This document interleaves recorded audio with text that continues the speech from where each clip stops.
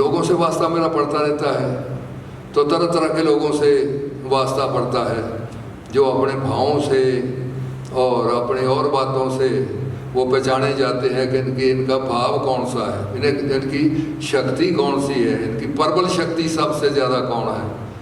और मैंने जैसे कह रहा था ना कि गठन में रहते हैं ये कम वक्त सारे के सारे भाव जो हैं।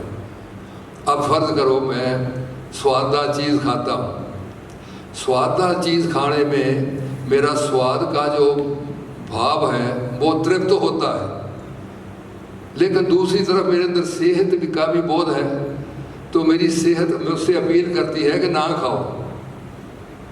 उसके अंदर मैं का बोध भी बड़ा ज़बरदस्त है, अनुराग होता है। वो कहता है एक दफ़ा खाने से तो कुछ नहीं हो जाए, खा लो। वो ये दूसरा कौन सा उसकी मदद को आ गया, अंग संबंधी शक्तियों, वो उसकी हेल्प को आ गया कि नहीं कुछ नहीं होता, करो करो। इसलिए एक जब हम गति करते हैं उसमें अनेक तरह के व्यवहारों में हम कई तरह की उसमें अपनी तृप्ति कर लेते हैं। इसलिए भावों को समझने के लिए हमें समझना होगा कि हम कहाँ खड़े हैं। और ये संतान का अनुराग बहुत ज़बरदस्त होता है। हम अपना सारा कुछ किसको देकर जाते हैं? बच्चों को देकर जाते हैं। एक पेरेंट्स को देव समाज जी था, वो उसके बच्चों ने मारा, वो सोलन चले गए। पूज्य भगवान ने पूछा कि बात बताई, उन्होंने कहा कि अब ये बताओ कि तुम्हारे पास जो सारा कुछ है किसको देकर जाना चाहते हो? कहते महाराज दूंगा तो उस कम वक्त को ही, दूंगा मैं उस कम वक्त को ही। संतान राग है, बड़ा जबरदस्त संतान राग है। लेकिन जहाँ संतान राग का और सत्ता का आपस में टकराव हो जाए तो वहाँ बड़ी भयानक गतियाँ होती हैं। ये पीटर द ग्रेट का नाम आपने सुना होगा, रशिया का सबसे ताकतवर जो बादशाह हुआ, जिसके नाम के ऊपर अब पीटरबर्ग है। पहले स्टालिनग्राड भी उसका नाम रखा, लेनिनग्राड भी रखा गया, तो बाद अब फिर पीटरग्राड रखा है। वो बहुत जाबर आदमी था। ये रशिया जो है, इसकी जो धरती है वो दुनिया का 7वां हिस्सा है, सारी दुनिया का। ये उसी की बनाई हुई है, उसके आगे को ठहरती नहीं थी फौज। और ये सब करने के बाद उसका एक बेटा था। मैं पिछले दिनों तो वो वर्ल्ड एनसाइक्लोपीडिया मेरे को मैं देख रहा था ऐसे, उसमें मैंने उसकी फ़ोटो देख ली। तो वो क्या है उसका कि उसकी पत्नी ने कहा, एक ही एक बेटा था, तो पत्नी ने अपने बच्चे से कहा कि देखो बेटे, एक बात मेरी सुन लो कि तुम ये तेरे बाप ने जो सल्तनत बनाई है ये सारी की सारी जुल्म से बनाई है। हमने इस सल्तनत का हिस्सा नहीं तूने बनना, तूने ईसा की प्रेम की सल्तनत का हिस्सा बनना है। उसने कहा ठीक है माँ। तो वो माँ के रहता था उस इन्फ्लुएंस में।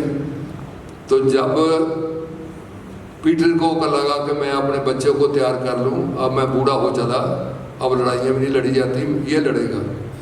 तो उसने उसको बुलाया और कहा कि ये सारी सल्तनत मैं बहुत बड़ा जश्न मनाने वाला हूँ, उसमें तुम्हें मिलेगी। ये भावों की लड़ाई है, देखना जरा क्या होता है। तो बच्चे ने कहा कि नहीं पिताजी, मैं तो ईसा मसीह की जो सल्तनत है मैं उसका मेंबर बनना चाहता हूँ, मैं उसका सेवादार बनना चाहता हूँ। उसने कहा वो क्या है तेरी ईसा की? उसने कहा प्रेम की है। कहा पिताजी आपने बड़ा जुल्म किए हैं लोगों के ऊपर, ये उनके खून से बनी है सारी की सारी, मैं इसमें हिस्सेदार नहीं बनना चाहता। उसने कहा कोई बात नहीं। वो फिर उसके पास गया पीटर द ग्रेट और उसको फिर समझाया, वो नहीं समझा। वो हफ्ते बाद फिर गया चाबक लेकर। उसने कहा फिर आप बताओ, इस ठंडे जेल में तुम्हें मैं डालूंगा पहले, अगर नहीं मानूंगा तेरी चमड़ी उधेड़ दूंगा। उसने कहा पिता जो मर्जी कर, ये जुल्म की बनी हुई है, इसका मैं हिस्सेदार नहीं बनना चाहता। उसने कहा अंदर इसको डालो, ठंड वहाँ बड़ी है रशिया में, हफ्ते के बाद फिर बाप गया, क्या क्या तुम्हारा नशा उतरा कि नहीं प्रेम का? उसने कहा नहीं पिताजी, मैं नहीं बढ़ना चाहता। उसने कहा फिर लाओ वो डंडा लाओ। इतना मारा कि मार मार के मार ही दिया। और मारने के बाद फिर उसको गोद में लिए हुए की फोटो उसे वर्ल्ड एनसाइक्लोपीडिया में फिर बैठा है। फिर हफ्ता भर बाहर ही निकला। अरे संतान और राग का भाव था एक तरफ कि इसको मैं देकर जाऊंगा, दूसरी तरफ बच्चा जो था उसके संतान अनुराग का वो विरोध कर रहा था, वो सत्ता के विरोध था।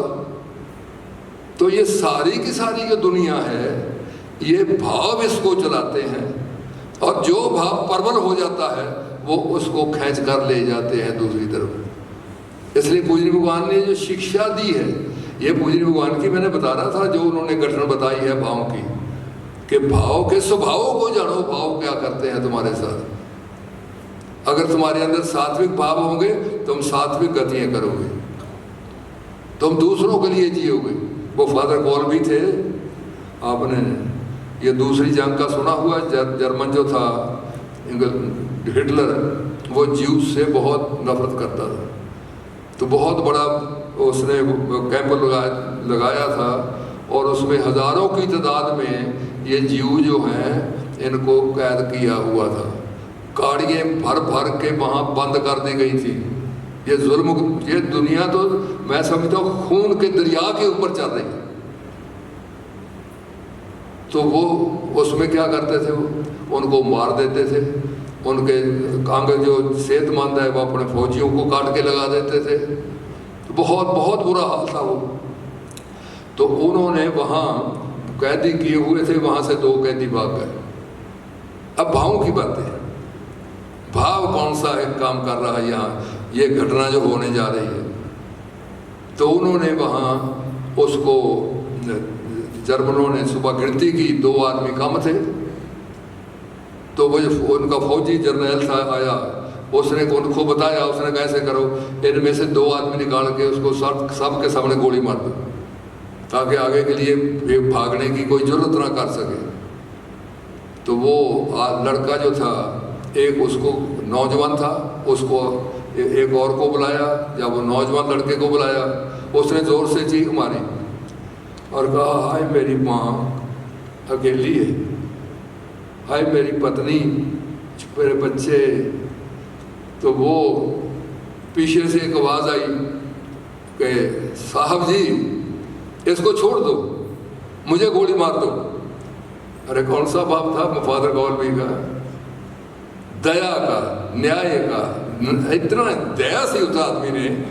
तो उसने कहा मुझे गोली मारो। तो कमांडर ने कहा कोई बात नहीं, इसको छोड़ो, इसको गोली मार दो।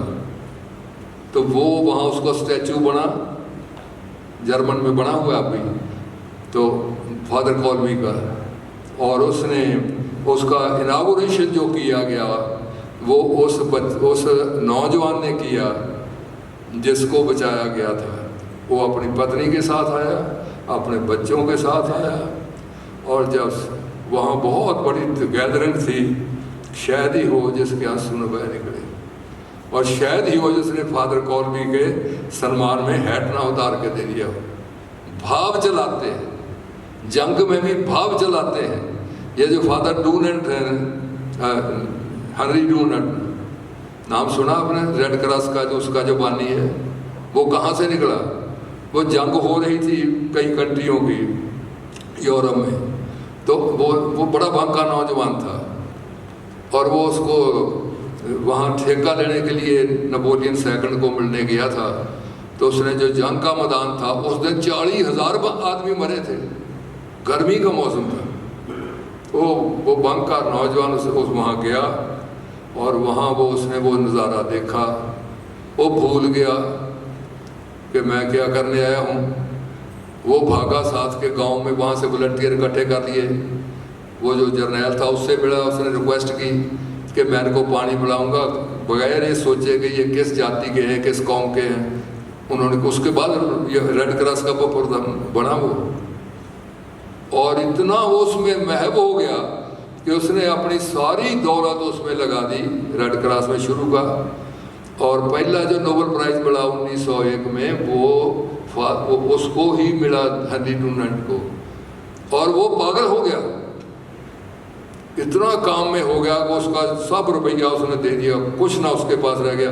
वो दुनिया को ये ना पता लगा वो क्या कहाँ है, वो किसी जगह उसकी हो गया, वो थोड़ा सा अपसेट था, हो गया बहुत ज़्यादा। तो सब कोई गवा बैठा था। तो और उसके वहाँ 8 साल वो दुनिया से गुम हो गया। ये आप कहानियाँ पढ़े तो सही, बड़ी बड़ी विचित्र कहानियाँ हैं, हिला देने वाली कहानी है ये। तो उन्होंने कहा कि महाराज अब इसको कहाँ ढूंढे। तो 8 साल बाद उसको एक किसी ने सहारा दे दिया और वहाँ उसका इलाज होता रहा। उन्होंने कराया, कहते आदमी आच्छा पड़ा है, बातें बड़ी करता है। तो जब उसको वो वहाँ एक कुएँ में पानी पीने जा रहा था, ठीक हो गया था, तो सभी हार्वर्ड कॉन्फ्रेंस हो रही है, लेकिन हेनरी डुनांट का पता नहीं है। तो चौंक उठा, उसने कहा हेनरी डुनांट तो मैं हूँ। तो वो लोगों ने पहचान लिया, वो उसको ले गए वहाँ और फिर खुशी से नाचे सारे, और उसको फिर उन्होंने वो फिर प्रेसिडेंट बना लिया और पहला नोबेल प्राइज उसी को मिला। ये कौन से भाव है? दोनों तरह के भाव हैं, और ये भाव जो हैं हमारे, ये हमारी किस्मत का भी फैसला करते हैं कि हमने किधर को जाना है। अगर भाव नीच हैं तो फिर किसी समाज में चले जाओ, वहाँ भी ऐसा ही खराबी करोगे। कितनी देर आप बुर्का पहनोगे, मुंह तो किसी न किसी समय नजर तुम्हारा असली आ ही जाएगा। तो इसलिए उच्च भावों का, पूज्य भगवान ने कहा कि मेरा जो मिशन है वो उच्च भाव पैदा करना है, नीच भाव से मोक्ष देना है। और ये भी कहा कि कोई व्यक्ति ऐसा नहीं है जो मेरे साथ जुड़ा हो और पहले से अच्छा ना बन गया, जितनी उसकी योग्यता होती है। और कोई भाव ऐसा नहीं है, कोई व्यक्ति जो मुझसे गया हो और पहले से नीच ना बन गया हो। तो ये दावा है पूज्य भगवान का। इसलिए देव समाज में भावों की सारी जो है वो सिस्टम वो काम करता है। पूज्य भगवान के जो देव समाज में आए वो वंडरफुल व्यक्ति थे, मॉडल बन गए, देव समाज में आ गए। वो जो अतर सिंह था वो देव सिंह बन गया। वो कहते हैं ना, नाम बदल गए, काम बदल गए, अंजाम बदल गए। मैंने तो देखे हैं वो मॉडल, मैंने देखे हैं, मैं उनके साथ मैंने काम किया है। तो वो ऐसे नहीं थे, उनके अंदर वो भाव आए थे, लेकिन गुरु महाराज के साथ जुड़ने से एनवायरमेंट मिल गया और भाव उनके कहीं के कहीं चले गए। शरदेशमन देव सिंह जी की मुझसे में फोटो होती लगती है यार। वो कौन थे? वो एक किसान के बेटे थे, जाट सिंह के, मोगे के पास के, लेकिन होशियार बड़े थे, बहुत होशियार थे। वो मॉडर्न गवर्नमेंट कॉलेज जो फिरोजपुर है उसमें उन्होंने 10वीं की थी। अमेरिकन उनका प्रिंसिपल था। वो कहते थे कि ये इज ए जीनियस, ये जीनियस बॉय। और जब वो वहाँ से पास करके गए रुड़की में पढ़ने के लिए थॉमसन इंजीनियरिंग कॉलेज में, तो 2 रुपये महीना वो उनका प्रिंसिपल उनको भेजा करता था। उन्होंने वहाँ टॉप किया। अब टॉप तो करना ही था, एक गोरा उनसे आगे था, बाकी इंडियन में सब में टॉप थे। छुटते ही वो लग गए इंजीनियर बनने से पहले ये उससे पहले जो निचली पोस्ट होती है वो उनको मिल गई, उन्होंने वही ले ली। और उसी दौरान देव समाज के किसी बहुत महान व्यक्ति के संपर्क में, शरदे श्रीमान जमीर सिंह जी के संपर्क में वो आए। और उनका जो वो सारे का सारा थे, वो कहते थे कि ये मिल्टन जो है उसका पैराडाइज लॉस्ट और पैराडाइज अगेन जो किताब है एमए में लगती है, वो श्रीमान जी को ज़बानी याद थी। वहाँ वो पोएम उसकी ज़बानी याद, इतने कमाल के आदमी थे। तो जब वो अपने ऑफिसर को मिलने गए तो उसने कहा कि अतर सिंह, तुम्हें मालूम है तुम्हें पक्का कर दिया है? वो कहते मैं तो हो गया जी। कहते कैसे? तुम्हें कैसे पता लग गया तुम्हें हमने पक्का कर दिया? उन्होंने रिजाइन उनके आगे रख दिया। कहते जी ये है। कहते ये क्या है, कहाँ जा रहे हो? कहते मैं एक और बड़ी सरकार है उस वहाँ सर्विस कर ली, सारा को छोड़ के चले गए। और उनके दादा कहते थे कि गरीब दी झुग्गी दे विच हाथी समा नहीं सकिया। कहते हमने इतना पढ़ाया, जैलदार थे उनके ताया, इतना पढ़ाया इतना लिखाया, लड़का छोड़ के चला गया लाहौर। तो जो जैलदार उनके दाया से वो लेकर चले गए तांगा, जाट से ना, जाट फिर अपनी उनके भी होती है। तो उन्होंने कहा गांव से आदमी ले लिए, लठ ले लिए कि आता कैसे नहीं, बांध के ले आएंगे।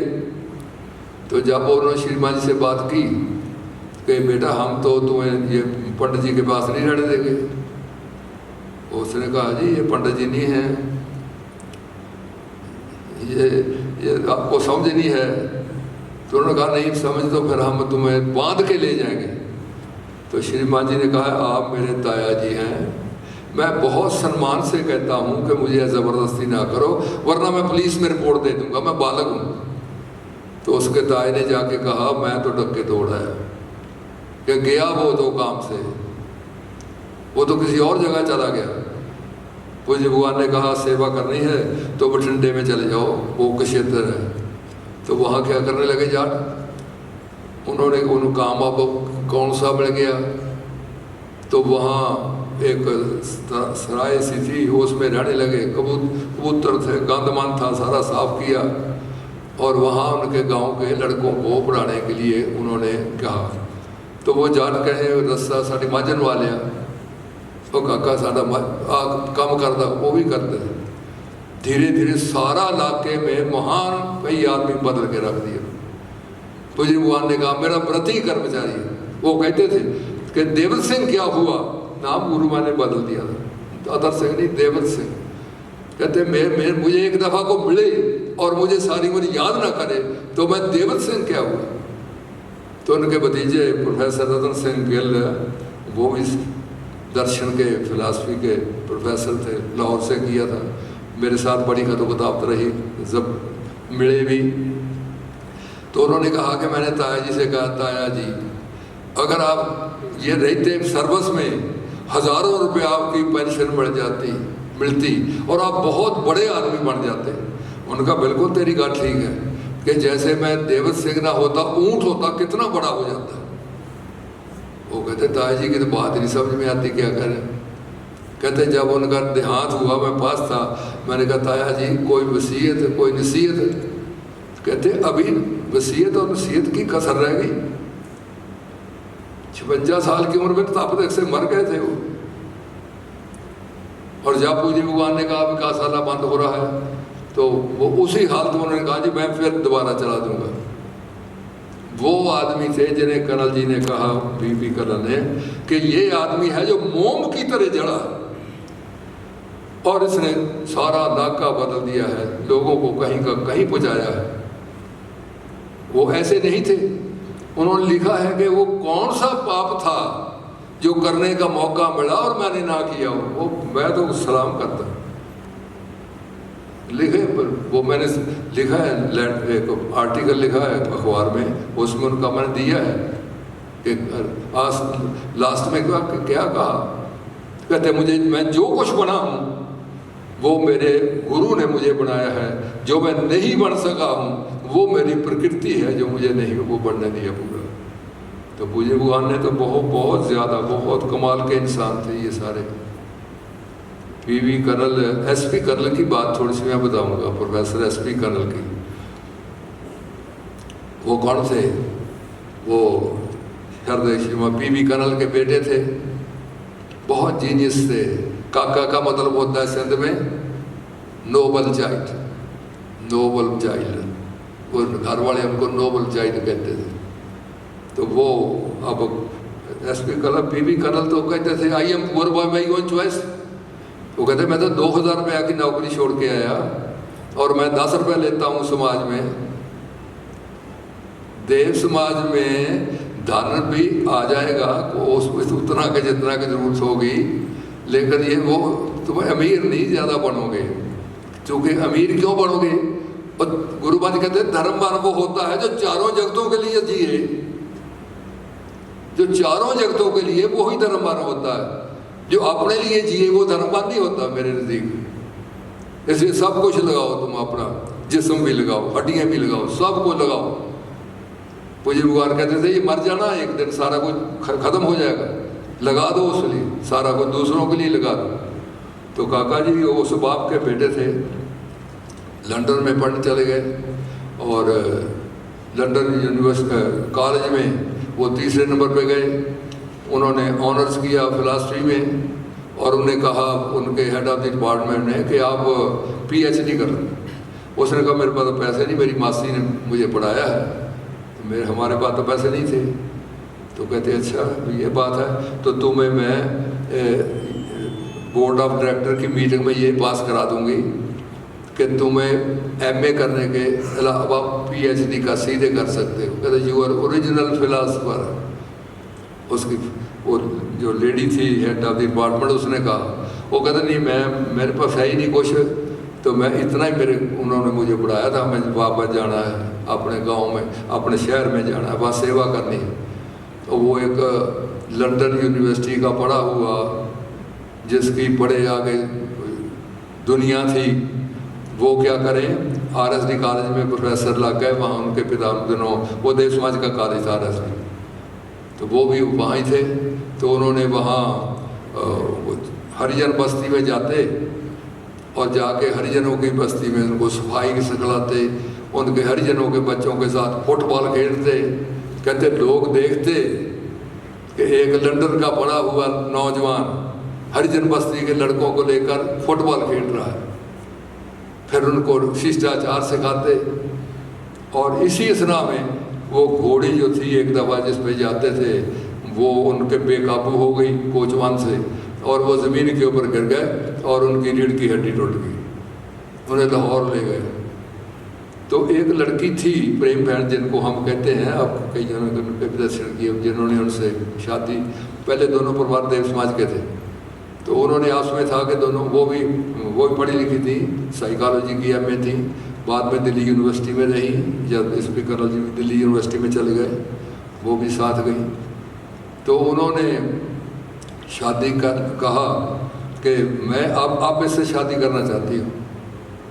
ये भी देव समाज में रहेगा ना, बड़े मॉडल। वो दोनों घर वालों का शादी तू कैसे करेगी, ये तो बड़ा है, इसके जिस्म को यहाँ घुटनों से लेकर यहाँ तक पलस्तर लगा हुआ था। तो काका जी ने अपने शरदे पिता से कहा बाबा मैं तो ऐसे मर जाऊँगा भूखा। उनका बेटा तू चाहता क्या? कहते ऐसे करो, मेरा जो है ना चारपाई नहीं थी फट्टे वाली, ये तुम यहाँ घर में मेरी लगा दो, मैं यहाँ क्लास लूँगा, लेटा हुआ पढ़ाऊँगा मैं। कहते थे मैंने देव समाज की फिलासफी अपने माँ से गर्व से सीखी है। कहते मैं पढ़ना क्या है, मैंने गजब के इंसान थे। ये उनका अपना फिक्र है। कहते विकास था लगा हुआ जो देव समाज की हायर लेफ्टिनेंट अकेडमी है, तो उन्होंने वहाँ वो उसमें शादी हुई थी, इनके माता जी गर्भ में थी। तो कर्नल जी को श्रीमान देव सिंह ने कहा अपनी पत्नी को विकासालय भेज दो, वहाँ देव समाज की किताबों का कोर्स करे 4 साल। तो वो तैयार हो गई, घर वालों ने मुखालफत बहुत की। तो काका जी कहते हैं कि वो मेरी जो पत्नी थी उसने कहा कि मैंने इनको कहा है कि जाइए, इनके साथ उनकी शादी कि उनको कहा मैंने इनको प्रेरणा दी है, और उनकी माँ ने भी कहा कि नहीं जाने दो इनको। तो वो चले गए और वहीं पैदा हुई। उसके बाद इसलिए कहते मैं गर्भ में मैंने सीख लिया है, वो मन्नू के तरह। मन्नू ने कहते ना गर्भ में सीख ली थी लड़ाई को, कैसे उससे बाहर निकलना है। कहते गर्भ में सीख लिए। तो फिर वो शादी हो गई लेटे हुए पट्टे के ऊपर, और काका जी पढ़ाने लग गए, धीरे धीरे ठीक भी हो गए। फिर दिल्ली यूनिवर्सिटी में चले गए। तो मैं उनका जब वो रिटायर हुए तो वहाँ उन्होंने वंडरफुल बात कही, वो मैं उनके शब्दों में बताता हूँ कि वो उस समय जती जो थे वो राष्ट्रपति थे इंडिया के, उपराष्ट्रपति, और दिल्ली यूनिवर्सिटी के प्रोफेसर, बहुत वीसी बड़े महान थे। उस समय उन्होंने ये बात कही ये जो मैं फिक्रें पढ़ रहा हूँ। उन्होंने कहा आई हैव कंप्लीट सेल्फ फुलफिलमेंट। हम भी सारे पढ़ाने की टीचिंग कम्युनिटी है हमारे देव समाज में। कभी ये हम तो कहते हैं पक्के होए कि नहीं होए। I have complete self fulfilment in sharing my understanding with the students, leaving no desire for heaven. Heaven के लिए चाहते हैं, नो डिजायर फॉर मोक्षा। ये क्या मैं कहता हूँ, हमने तो काका जी को ही समझ ले बड़ी बात है। देश समाज में और भी बड़े बड़े मॉडल हैं। पूज्य भगवान को तो कहाँ समझेंगे। Sharing love with the best part of community, the student community, the community of innocent and laughter. कहते ना मुझे बहिश्त की तमन्ना है, ना मुझे मोक्ष की तमन्ना है। इसलिए जो वसीयत की उन्होंने अपनी मरने के बाद, उसमें फिक्रें लिखी कि मैं सारी उम्र शेयर करता रहा हूँ ज्ञान, और मेरा कहते सारा को सारा भरा हुआ है इससे, और मैं चाहता हूँ मरने के बाद मेरी बॉडी जो है ये भी वो शेयर में काम आए। उसने कहा था एम्स का जो डॉक्टर था, rarest of the rare well. तो वो हमारे पास, वो हम तो कोठे कौशल में रहे, मैंने देखा उनको बहुत नज़दीक से। गजब के इंसान थे। इसलिए अपना सारा कुछ ही दे दिया, सारा को दे दिया लोगों को। तो देव समाज में जो भी पूजनी भगवान के संपर्क में आया, वो उसके भाव बदल गए। देव समाज में कितना टाइम रह गया, कितना है अभी। श्रद्धा डॉक्टर कुमारी प्रेमदेव जी का नाम मैं जरूर लेना चाहूँगा। वो कौन थी, एक वो सबके फोटो लगती उनकी। वो एक लड़की थी जो 13 साल की उम्र में पूज्य भगवान का एक लेक्चर सुनाना, और वो लेक्चर सुनने के बाद वो रोने लगी। और उन्होंने फिर जो बाद में लिखा कि उस लेक्चर में मुझे भगवान देव आत्मा के आंतरिक रूप की इतनी झलक पड़ी कि मेरे दिल में आया कि मैं इनके मिशन में काम करना है। वो लायक बहुत ही, इंटेलिजेंट बहुत ज़्यादा से। तो फिर बाप ने कहा कि कोई बात नहीं बेटी, अभी पढ़ लो। तो वो भी उन देव समाज के मेंबर थे, उनके पिता। पढ़ गई। लाहौर में वो उन्होंने टॉप किया। 24 साल की उम्र में तो मर गई। मेडिकल में टॉप किया उन्होंने। लड़के लड़के एक ही कॉलेज था वहाँ लाहौर में। और लाहौर कितना बड़ा था तब, वो अपने उधर से सिंध से लेकर दिल्ली तक सारा पंजाब था, इधर चीन से लेकर उधर तक सारे का सारा पंजाब था। उसमें एक ही कॉलेज था वो उन दिनों, जिसमें उन्होंने टॉप किया। 1884 में उनकी डेथ हो गई। तो उनके पिता ने जब उनकी उम्र हो गई तो उनको कहा बेटी तेरी शादी करनी है। उन्होंने कहा, उनके लेटर पढ़ने वाले हैं, उन्होंने कहा पिताजी शादी को मैं ख़राब नहीं समझती। एक तो बचपन से मेरी सेहत बड़ी कमज़ोर है, दूसरी मुझे ये डर है कि शादी के बाद मुझे इजाज़त नहीं होगी पूज्य भगवान के मिशन में काम आने की। तो जिस लड़के से शादी हो रही थी वो कमिश्नर बनने वाला था। तो उनके पिता ने कहा चलो बेटे उनसे मिल लो। वो लड़के से 2 घंटे बात हुई। उसके बाद उन्होंने फिर पिताजी का, पिताजी मैं ये सारा कुछ ठीक है, शादी करने को मैं अब कहती हूँ मैं नहीं खराब समझती, लेकिन मेरा मिशन कुछ और है। मैं पूज्य भगवान का मिशन दुनिया तक ले जाकर जाना चाहती हूँ। तो फिर उन्होंने कहा ठीक है। फिर वो जब नहीं मानी तो जब मरीज़ों को देखकर आई, वो शाम हो गई थी, अंधेरा हो गया था, तो उनके पिता ने दरवाज़ा खोला और दरवाज़ा खोल के कड़ाचनी बंद कर दी। कहते बेटे अब जा, दुनिया खुली है।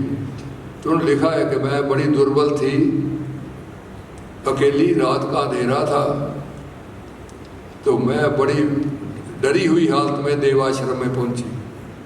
तो पूज्य भगवान ने पनाह दे ली। और गुरु महाराज कहते हैं कि मुझे उसको रखने का जो मुसीबत आई मेरे ऊपर, वो मैंने बर्दाश्त की सारी। उनको अमेरिकन कई मिशनरी थे जो कहते हैं लड़की को निकाल दो, आपके ऊपर बड़े लोग खिलाफ हैं। पूज्य भगवान ने कहा ये जो मेरे ऊपर इल्ज़ाम लगा रहे हैं ये तो मेरे सेवक भी नहीं है ना पापों में शिकार। हम किसी इधर उधर से बात किसी से डरने वाले नहीं हैं, हम सच्चाई में हैं और सच्चाई ही जीतेगी। और आखिर पे वो जाने लगी, सिंध में लेक्चर देने के लिए गई। उन दिनों कोई लड़की लेक्चर नहीं देती थी, 1880-82 की बातें हैं ये, कोई बाहर ही निकलती थी। वो जगह जगह लेक्चर देती थी देव समाज का। और वहाँ जब सिंध में गई तो वहाँ दयाराम गद्दूमल एक शीशंजाई थे, वो भी बड़े परोपकारी आदमी थे, लगे हुए थे। उनको किसी ने कहा कि ये लड़की है जिसके मतलब देवगुरु की बड़ी बातें हुई हैं। उसने कहा हम देखेंगे, हम भी जाते हैं उनका सभा सुनने के लिए। तो दयाराम गद्दूमल ने उन्होंने 20 मिनट का वहाँ लेक्चर दिया। दयाराम गद्दूमल ने कहा कि मैं इस देवी का लेक्चर सुनकर सदा के लिए पवित्र जीवनधारी हो गया। कहते मैं खुद, मुझे पवित्रता का मेरा जीवन जो था वो सारे का सारा मेरे सामने आ गया और मैं सदा के लिए पवित्र हो गया। कहते इसलिए इस लेडी को मैं 2 रुपये महीना दिया करूँगा, जब देव समाज को दिया करूँगा। बड़े लेटर हैं उनके दयाराम गद्दूमल के। तो वो जहाँ जाती थी तो वो उनका तो काम ही, फिर दुनिया झुकती थी उनके आगे। तो ये एक साधारण लड़की को पूज्य भगवान ने असाधारण योग्यता दे दी, भावों में तो परिवर्तन पैदा कर दिया, परोपकार के भाव पैदा कर दिए, हमदर्दी पैदा कर दी स्त्रियों के लिए। ये जो उन दिनों जो हालत थी, तालिबान थे सारे के सारे, ये उन दिनों 1882-85 की बातें हैं। स्त्री बात को निकल के दिखाए तो उन दिनों में वो बात जाकर निकलती थी।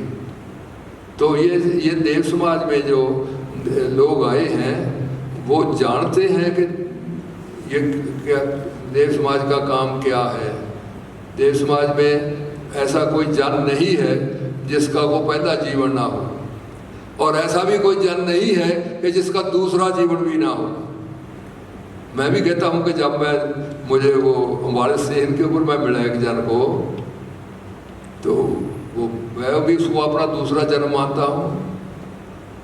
मैं थोड़ी सी वो मुझे याद आ गई कि ये घटना है 15 मई 1955 की।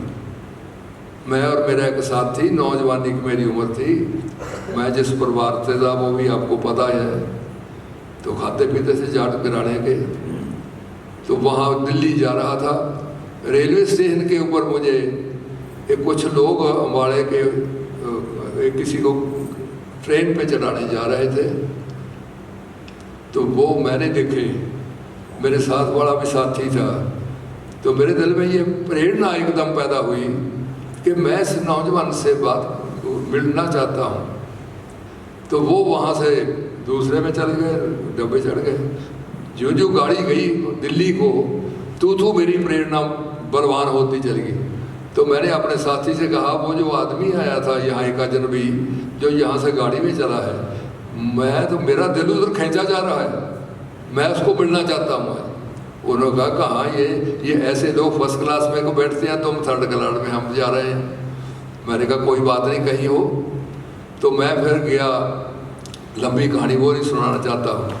तो वहाँ वो मुझे बैठे मिल गए, तो मैं उन्हें अपने पास ले आया। उन्होंने एक बात कही, by building others we build our selves, by harming other we harm our selves. ये बातें तीर की तरह मेरे अंदर घुस गई और मैंने कहा कि मैं इस मिशन में काम आना है। तो मेरा वाकई कौन ऐसा देव समाज, मैंने कोई देव समाज की सभा नहीं सुनी थी, मैं देव समाज का नाम नहीं जानता था। तो मैं चले गया फिर महोत्सव के ऊपर, देव समाज का महोत्सव होता है। तो अकेले वो जानते थे, उन्होंने मुझे लेटर लिख दिया कि महोत्सव है, वहाँ आ जाओ। तो मैंने एक सभा सुनी, दूसरी सभा सुनी, तीसरी सभा सुनी।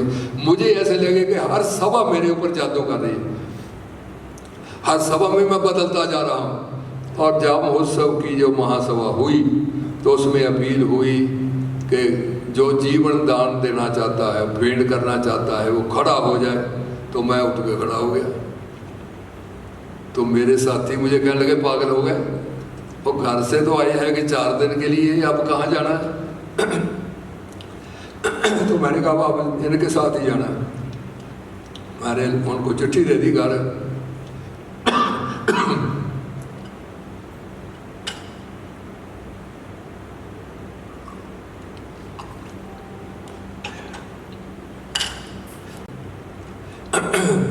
सीधा मोगा चला गया, हायर लेफ्टिनेंट अकेडमी में चला गया। वहाँ का मैंने कोर्स किए। 4 महीने हो गए मुझे। तब शरद श्रीमान ईश्वर सिंह जी प्रिंसिपल थे। उन्होंने एक दिन मुझे साहब कहते थे, साहब बहादुर इधर आओ। मेरी सेहत बड़ी थी, तो कहने लगे कि मैं जब पहले गया था ऐसी बाजू पकड़ी। कहने लगे अरे अरे अरे अरे एक्सरसाइज करता है? मैंने कहा हाँ जी। तो एक कहा था, उसको कहा ऐसे करो, हमारे पास गांव से घी आया है एक सेर, वो इसको लगा के दो, ये जाटों का लड़का ये भाग जाएगा। मैं ये कब सूखी रोटी खाई, तो वो तो लंबी कहानी है। तो मैं उसको जो उबाले में मिला, मैं उसको ने अपना नया जीवन समझा। और जब का मेरा अब 4 साल हो गए उस घटना को, कई तरह की दिक्कतें आई, तकलीफ़ें आई, मुसीबतें आई। लोगों को लगा कि ये अब टूट जाएगा, ये भाग जाएगा। मैंने कहा भाग कहाँ गए? भाग मेरे बाप भागने जो बाप है भागने कहाँ देते हैं? वो नौजवान कौन था जो मुझे वो विशेष सम्मान के विष्मा गुरसेव सिंह थे। उन्हें एक दफ़ा कहा कि श्रीमान जी आपके देव समाज में आने की सबसे बड़ी अचीवमेंट क्या है? तो उन्होंने कहा श्रीमान रमन सिंह जी इसको लाए। तो दुनिया तो ये काम करने वाली है, लोगों के लिए जीने का काम करने वाली है। अगर दूसरों के लिए नहीं जिएंगे तो फिर जिए क्या? अपने लिए जिए तो क्या कुछ जीवन है? एक हर जीवन मिलता है और वो हम स्वार्थ में ही लगा दें। हमें कोई दर्द ना किसी का हो, किसी का अत्याचार होता है वो नजर ना आए, और कोई अपने से महान नजर ना आए, किसी के पीछे भागने को दिल ना करे। वो दुनिया ही और है, उसके लिए जीना चाहिए। इसलिए मैं कहता भूखे नहीं मरेंगे। और थोड़ी सी बात करके मैं बंद करना कि ये मेरे पास एक लेटर है, ये मैं पढ़ना चाहता हूँ कि जो बड़े बड़े महान आत्मा हुए हैं, जब उनको रोशनी मिली तो उन्होंने क्या लिखा क्या है। टैगोर का नाम आपने सुना है? रविंद्रनाथ टैगोर, उनको तो नोबेल प्राइज, बहुत महान इंसान थे वो। मुझे उनकी घटना याद आ कि लाहौर में आए थे। बलराज साहनी उनके शांति निकेतन में पढ़ाते थे। बलराज साहनी जो एक्टर हुए हैं, बड़े बड़े महान इंसान थे वो भी। तो वो उनको मिलने गए। अब टैगोर के अंदर क्या क्या मैग्नेट था अंदर। उन्होंने बलराज साहनी का चंद मिनट में वर्ड भी बदल दी। तो बात तय होने लगी तो उन्होंने पूछा टैगोर ने कि मुझे पता चला है तुम लिखते हो। वहाँ उसने कहा गुरुदेव लिखता हूँ। काहे में लिखते हो? कहते अंग्रेजी में लिखता हूँ। कहते अंग्रेजी में लिखता, तुम्हारी माँ बोली कौन सी है? तो बलराज साहब ने लिखा है कि वो ऐसे कुर्सी ऊपर बैठे थे, ऐसे मुझे लग रहा था बादशाह बैठा है कोई, और मैं उनके पास बैठा था। उन्होंने कहा माँ बोली कौन सी है? उन्होंने कहा माँ बोली तो पंजाबी है। कहते उसमें क्यों नहीं लिखते? कहते उसमें पढ़ने वाला कौन है? मैं थोड़ी कम्युनिटी में बंद हो जाऊंगा। कहने लगे कि तू बातें कैसी करता है? अगर किसी की माँ गरीब हो छोड़ देगा उसको? कहते जब उसने ये बात कही टैगोर ने तो मेरे अंदर रोंगटे खड़े हो गए। कहते मैंने हिंदी जो बंगाली भाषा है तो उसको 50,000 नए शब्द दिए हैं। शरत चंद्र बोस ने उसको 30,000 शब्द दिए हैं। तुम अपनी माँ को रिस्क क्यों नहीं करते? वो जाके उन्होंने पंजाबी लिखनी शुरू। वो गैर मूल्य इंसान था, पंजाब उनकी बात कर रहा हूँ। वो क्या गीतांजलि में लिखते हैं, वो सुना के कुछ और टाइम लूँगा क्योंकि सभा एक ही है। फिर तो हमारा टैगोर ने ये लिखा है। अगर टैगोर ये मानते हैं तो फिर हम किस बाग की मूली है? वो मैं ये कभी शायद ऐसा शेर कहता नहीं, ऐसी बात कि हम फिर कहाँ ठहरते हैं। टैगोर कहते हैं कि मेरे मोह की जंजीरें बड़ी दृढ़ हैं, यहाँ गुरु महाराज की आवश्यकता है। मेरे उनके जो शरद पिताजी थे टैगोर के, वो युवान तो उनके हाथ ठहरा करते थे। उन्होंने कहा था कि हमें तो सपने भी अजीब आते हैं, पूज्य भगवान ने कहा कि हमें ऋषि राज और उनके पिताजी जो रविंद्रनाथ टैगोर थे, रविंद्रनाथ के, उनकी बात कर रहे हैं। कहते मुझे सपना आया कि मैं और मुझे उनके आ रहे हैं वो रविंद्रनाथ जी, तो मैं उनको प्रणाम करने के लिए जा रहा हूँ। तो मैंने देखा मेरे हाथ साफ नहीं है, मैं हाथ धोने लगा, मेरी नींद खुल गई। मनुष्यों के मुझे कैसे सपने आते हैं। एक आदमी पति और पत्नी सोए हुए थे, तो आधी रात को पति गया, कुछ कपड़ा फाटने की आवाज़ आई। तो पत्नी ने कहा, पति देव ये क्या क्या क्या फाट रहा है? वो कहते क्या फटना था, वो गा गया कपड़ा लेने, अपनी धोती फाड़ती। हमारे तो सपने ऐसे ही है ना, जैसे आदमी होगा वैसे सपने होंगे, और क्या करेगा वो। तो टैगोर क्या कहते हैं? कहते मेरे मोह की जंजीरें बड़ी, पूज्य भगवान ने कहा मोह क्या कहते हैं? उन्होंने कहा ये जो वासनाएं हैं, ये जो उत्तेजनाएं हैं, लाहौर में कही ये बात, ये पालतू कुत्ते की न्याय मेरे पाँव में खेलती रही। इनका किसी का मेरे ऊपर कोई अधिकार नहीं है। बात क्या है? चूंकि पूज्य भगवान ने फरमाया कि हमारी श्रेष्ठ से श्रेष्ठ जो गति हो व्यवहार होता है, वो भी सुख के नियम के अधीन होता है। पूज्य भगवान ने फरमाया हमारा छोटा सा छोटा जो व्यवहार होता है वो सातर शुभ के अधिकार में होता है। यहाँ फर्क गठन में है। पूज्य भगवान ने जो मुझ में देवी का विकास लिखा, वो अपनी गठन लिखी। आज तक ऐसा ही ऑटोबायोग्राफी नहीं लिखी किसी कि अपनी सारी गठन लिख दी उसने। ये मेरे मोह की जंजीरें बड़ी दृढ़ हैं, तू इसे तोड़ दे, मेरी यही कामना है। किंतु इसे तोड़ते हुए मेरा मन दुखी हो जाता है। मेरे जीवन में तू ही मेरा निधि है। निधि में धन होता है। तो सा अनमोल धन कोई दूसरा नहीं, किंतु मेरे जीवन में जो टूटे फूटे बर्तन हैं उन्हें भी फेंकने को दिल नहीं करता। अरे ये टैगोर देख रहे हैं।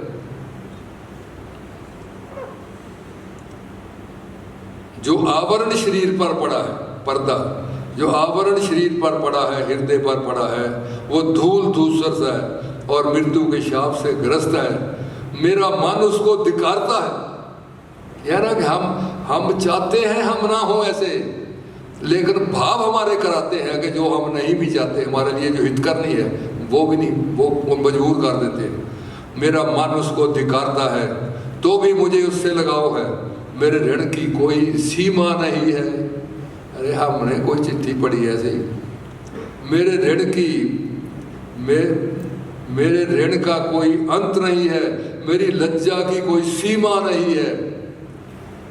फिर भी जब कल्याण की भिक्षा मांगने तेरे सामने आता हूँ तो मन ही मन में इस डर से कांपता हूँ कि कहीं मेरी भिक्षा स्वीकार ही ना हो जाए। अरे हमारी प्रार्थना झूठी होती है, हम वैसा नहीं बनना चाहते, ऊपर से करते हैं। ये टैगोर कहना है कि मन ही मन में मैं इस डर से कांपता हूँ कि कहीं मेरी भिक्षा स्वीकार ना हो जाए। मेरे शरीर और हृदय के बेड़े अच्छावन को तू तोड़ ना दे, मेरी बंधन श्रृंखला को तू तोड़ ना दे, मेरे शरीर और हृदय के मैले अच्छावन को तू उतार ना दे।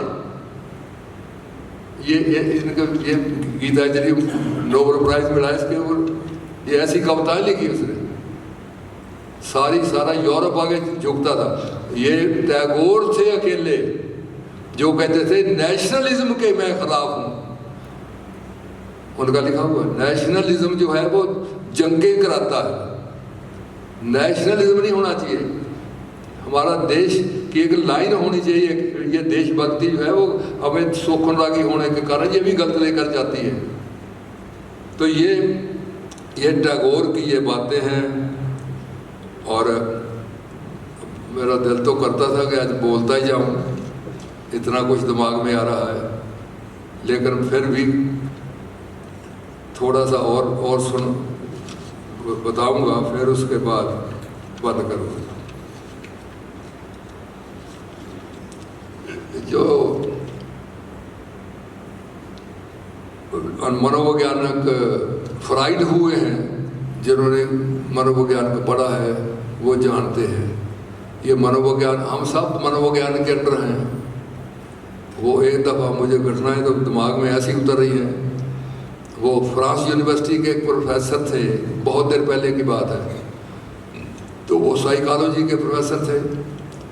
उसने कहा कि मैं दुनिया का सबसे श्रेष्ठ आदमी हूँ। एक दिन जब क्लास शुरू हुई, मैं दुनिया का सबसे श्रेष्ठ आदमी हूँ, तो जो स्टूडेंट थे उन्होंने कहा कि ये साइकोलॉजी का प्रोफेसर दिमाग हिल गया है।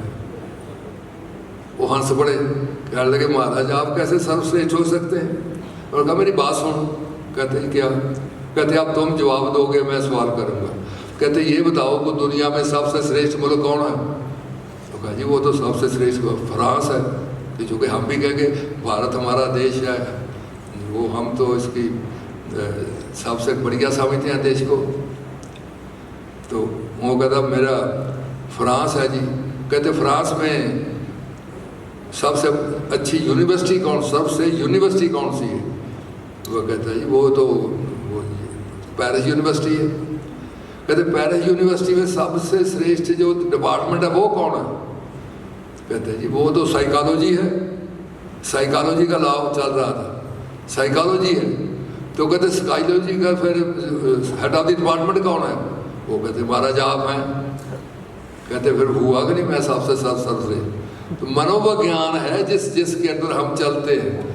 इस मनोविज्ञान की समझ न होने के कारण हुकूमतें उल्ट जाती हैं, समझ नहीं होती कि हो क्या रहा है। इसलिए पूज्य भगवान ने ये फ्राइड की मैं बात कर रहा था, बस इसको लास्ट है मेरा ये, उसने कहा कि मनुष्य की जीवनी शक्ति के ऊपर फ्राइड ने की बहुत बड़ी देन है। उसने कहा मनुष्य की जीवनी शक्ति जो है ये कुछ हाल तो ऐसी गतियाँ होती हैं, ऐसे व्यवहार करती है जिससे ये बंध जाती है। सुख के अधीन होने के कारण ये बंध जाती है, और सुख के अधीन होने के कारण अगर बंद आगे इसका रास्ता बंद हो जाए तो ये रिग्रेशन इसका हो जाता है। फिर ये दो शब्द जो है फ्राइड के बड़े मशहूर है, फिक्सेशन और रिग्रेशन।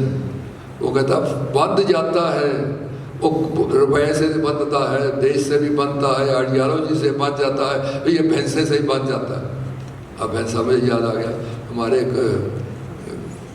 साथ वाले थे फार्मर, उनका एक कट्टा था। वो जो उसका नौकर था वो कट्टे को बड़ा प्यार करता था, उसके साथ घास उसको घास चारा डाल, दूसरों का जो चारा था वो भी उसको डाल, वो बड़ा हो गया। तो वो जिधर जाए उसको अपने कट्टे को साथ लेकर जाए। तो उसने कहा, मैंने एक दिन उनसे पूछा ये कट्टा आपका कहाँ से है? कहता जी ये तो अब जाता ही नहीं, ये इसको कहे कि फला शहर में चल जाओ, कहते कट्टा लेके जाना नाल। वो कहता कट्टा क्यों ले जाना भाई? वो कहता मैं तो कट्टा ले जाऊँगा, नहीं तो मैं नहीं जाता। फिर उसकी कहते ये मज़ेदार बात यह है कि उसकी शादी होने लगी, नेपाल का था, तो नेपाल जाना था। तो कहने लगा अगर मैं तो तब जाऊँगा अगर कट्टा साथ जाएगा। उन्होंने कहा तेरे तुझे डालने वाले आए बैठे हैं, तू कट्टे को बड़ा हुआ है, बंध जाता है। तो उसने कहा बंध जाते हैं हम, इसलिए हमारा जो ये बंधने का जो रूप है वो मैं थोड़ा सा बता देता हूँ। हमारा धर्म हो, दर्शन हो, साहित्य हो, कला हो, नृत्य हो, शिल्प हो, सामाजिक गठन हो, धार्मिक गठन हो, ये इस सुख के नियम के अधीन होने के कारण बंध जाते हैं। और फ्राइड ये कहता है कि ये बंद ही नहीं जाते, इनका रिग्रेशन हो जाता है। और वो कहता है जब इनका एग्रेशन हो जाए तो ये अपनी मौत के फ्रंट के ऊपर साइन मनुष्य खुद करता है। ये दुनिया में प्रॉब्लम क्या है बड़ी बड़ी है प्रॉब्लम फ्राइड ने जो लिखी 3 बातों में, पूजन मुगार ने बहुत विस्तार में लिखा है। इसलिए अब हो क्या रहा है, अब हो रहा है कि भूतकाल जो है उसकी स्थापना आज के काल के ऊपर होनी चाहिए। जबकि है ये कि भूतकाल भविष्य की सेवा के लिए है, इसका काम भविष्य की जगह लेना नहीं है। जब भूतकाल भविष्य की जगह लेने लगता है तो मनुष्य की जीवनी शक्ति बंद बन जाती है, बंधक बन जाती है। ये पूज्य भगवान की जो शिक्षा गजब की है, और हमें बड़ा सौभाग्य है हमारा कि हमें ये काम करने का मौका मिला हुआ कोई थोड़ा सा, और अपना भला करने का भी हुआ। आप भी अपना भला कीजिए। तो चाहते तो है कि हम ऐसी सेवाएं रोज़ करें ऐसे, लेकिन अब हालात ऐसे हैं बाहर के कि ये बड़ी मुश्किल से हो पाया है। तो यहाँ जिन्होंने काम किया है बहुत बहुत आपके लिए उनका भी मैं धन्यवाद अदा करना चाहता हूँ। और इसके लिए कई तरह की तैयारियाँ की गई हैं, आपका रहने का सहने का बहुत अच्छा प्रबंध किया गया है, उनके लिए भी थैंक यू कह के जाना है। वो मैं कहता ना कि 3 शब्द हमें सिविलाइज बना जाते हैं, धन्यवाद, सॉरी, प्लीज़। ये इंडिया के में है नहीं, बहुत थोड़े, इसलिए हमने धन्यवाद देना है जिन्होंने ये सारा कुछ किया है, और धन्यवाद देना है अपने धर्म संबंधियों को जो आए हैं, धन्यवाद देना है जो गुरु महाराज जी ऊपर बैठे हैं जिनकी कृपा से हम सजे हैं, नहीं तो हम हो क्या होते। तो बहुत बहुत आप सबका धन्यवाद। तो टाइम काफ़ी हो गया आज, तो 12 बजे है उसकी सभा। हाँ जी, माननीय पांडे जी को देते थोड़ा थोड़ा ज़रूर दे जाएं। हम कुछ इतना अच्छे वातावरण नहीं मिला है कुछ देर, उसके लिए भी करें, और इसके बाद खाना भी खाना है, दूसरी सभा के बाद है। ठीक है।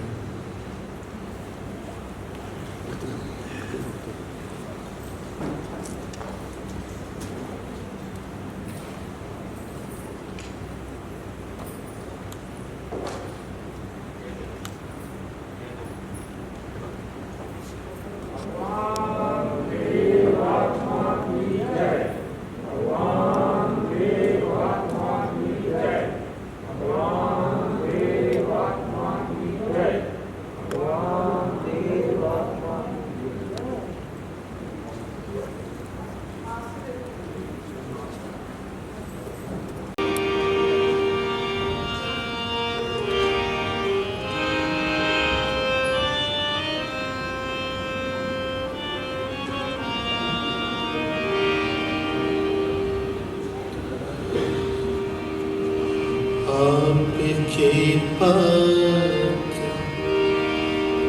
चरणों में है सतगुरु, सर हमारा झुकाने के काबिल नहीं।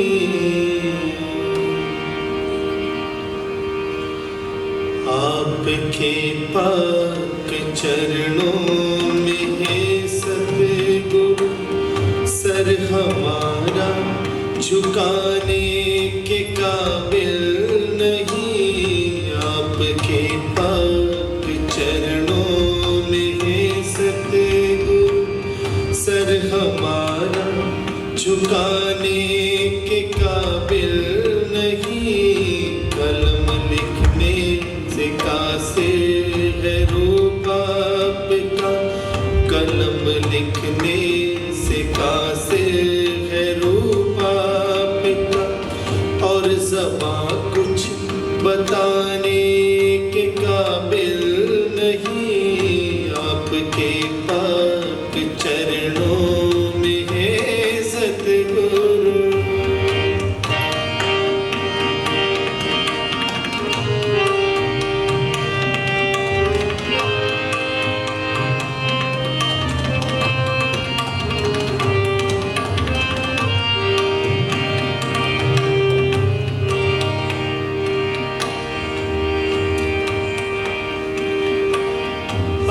जीवन का रास्ता दिखाते हमें, कीमती सत्य रूके बताते हमें। आप जीवन का रास्ता दिखाते हमें, कीमती सत्य रूके बताते हमें, कीमती सत्य रूके बताते हमें।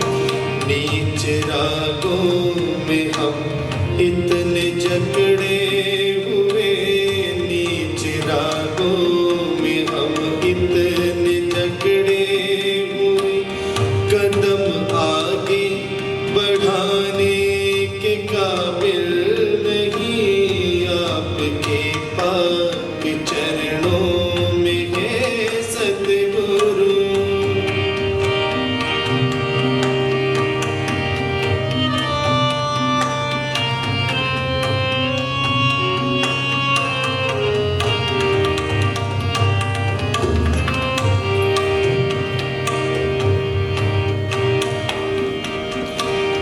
नीच जीवन का है रास्ता जो पुरखत है, उस पे चलते रहे बेफिक्र उम्र भर। नीच जीवन का है रास्ता जो पुरखत है, उस पे चलते रहे बेफिक्र उम्र भर, उस पे चलते रहे नीच गतियों ने कर डाला है जो हशर, नीच गतियों ने कर डाला है जो हशर, उस पे आंसू बहाने के काबिल नहीं। आपके पाक चरणों में है सतगुरु, सर हमारा झुकाने के काबिल नहीं। आपके पाक चरणों में है सतगुरु।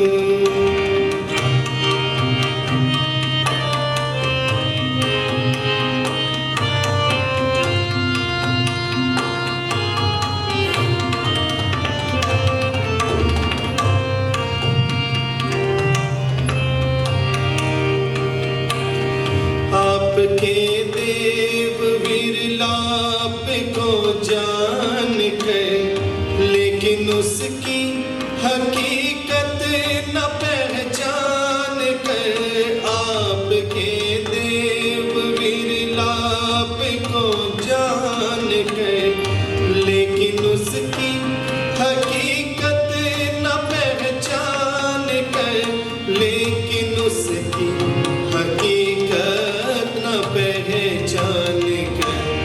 आपके मिश्र में काम आने को हम, आपके मिश्र में काम आने को हम, हाथ पाँव हिलाने के काबिल नहीं। आपके पाक चरणों में है सतगुरु।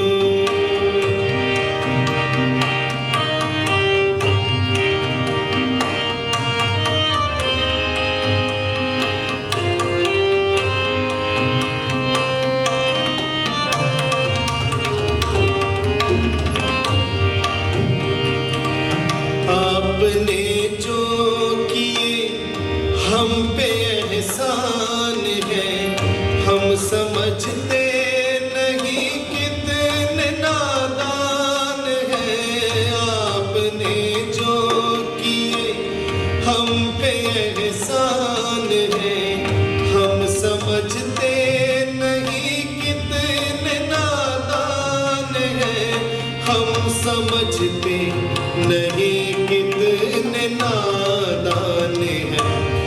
अपनी ऐसी अबोधी अवस्था में हम, अपनी ऐसी अबोधी अवस्था में हम, कर्ज उनका चुका झुकाने के काबिल नहीं, आपके पाक चरणों में है सतगुरु।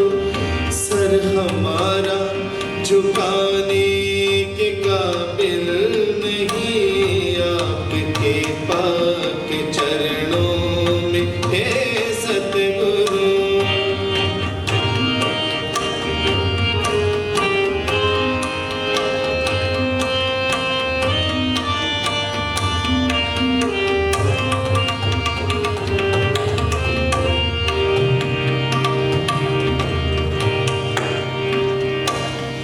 देव जीवन की महिमा व सत ज्ञान की, जिसकी बेहद जरूरत है इंसान को। देव जीवन की महिमा व सत ज्ञान की, जिसकी बेहद जरूरत है इंसान को, जिसकी बेहद जरूरत है इंसान को। शौक अफसोस है अभी दुनिया में हम, शौक अफसोस है अभी दुनिया में हम। उसको खुलकर सुनाने के काबिल नहीं, आपके पाक चरणों में है सतगुरु। सर हमारा झुकाने के काबिल नहीं, कलम लिखने से कासिर है रूप आपका। कलम लिखने से कासिर है रूप आपका, और ज़बां कुछ बताने के काबिल नहीं, आपके पाक चरणों